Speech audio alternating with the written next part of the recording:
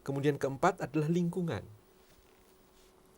Nah, lingkungan contohnya kalau satu keluarga atau satu kelompok masyarakat ditaruh di daerah rawa-rawa yang penuh nyamuk malaria, apapun yang mereka kerjakan bolak-balik akan kena malaria. Karena lingkungannya lingkungan yang demikian itulah. Terus lingkungan punya pengaruh. Dari 4 faktor ini, faktor keturunan dan faktor pelayanan kesehatan, peranannya.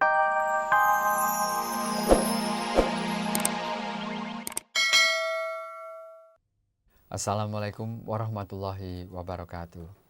Selamat pagi pemirsa Hikmah Fajar hamba Allah yang dimuliakan dan yang terhormat.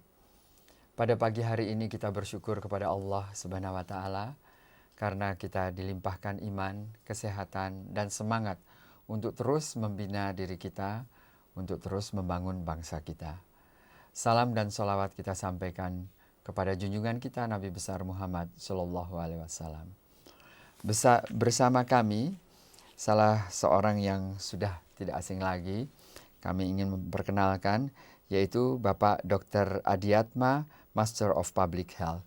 Assalamualaikum warahmatullahi wabarakatuh. Waalaikumsalam warahmatullahi wabarakatuh. Pak Adiatma, kita pernah berbincang-bincang dengan Bapak, tapi saya ingin perkenalkan sekali lagi kepada pemirsa.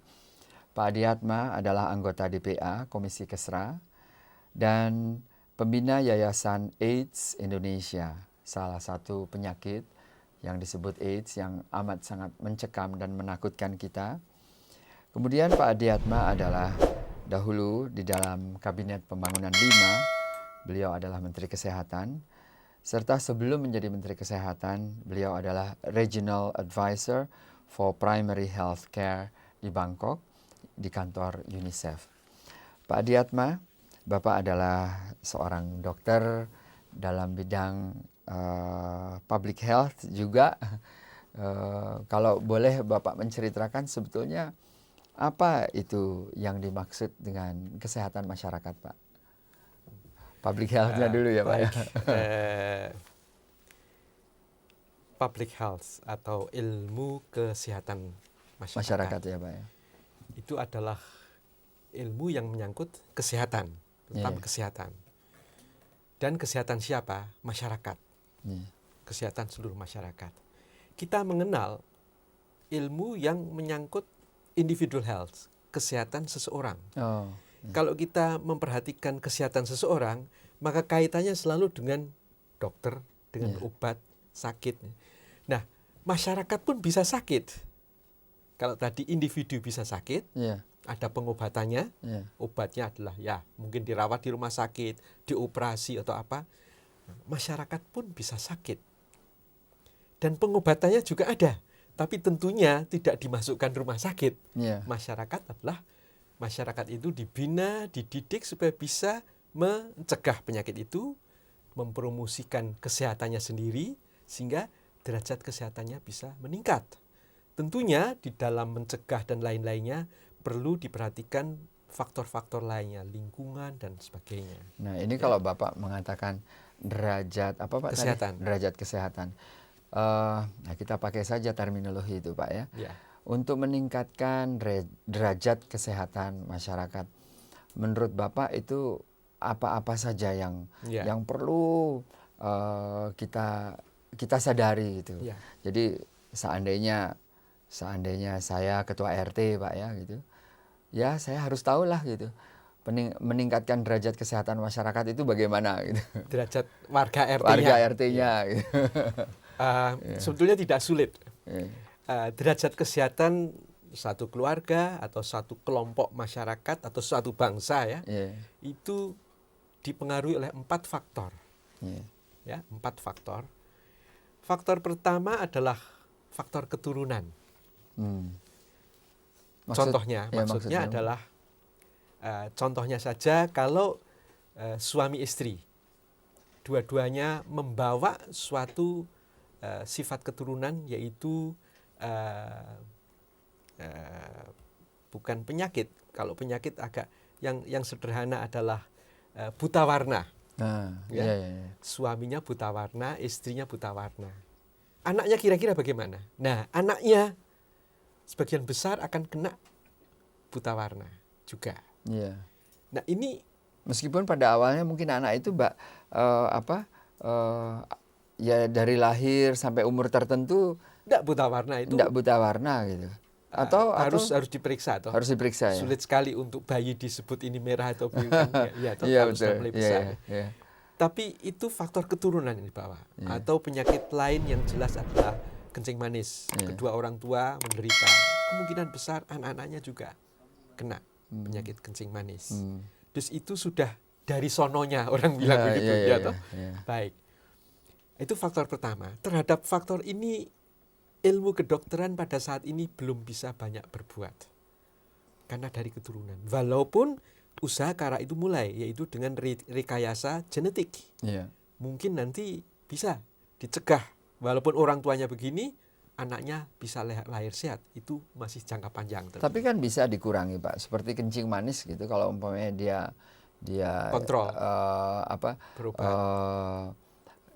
pola makannya itu di gejala kencing manisnya hilang. Ya. Tapi faktor itu tetap ada. Oh, begitu. Ya, faktor itu tetap ada. Ya. Gejala-gejalanya hilang mungkin. Ya. Nah, oke. Terhadap faktor ini kita tidak bisa berbuat banyak pada saat ini.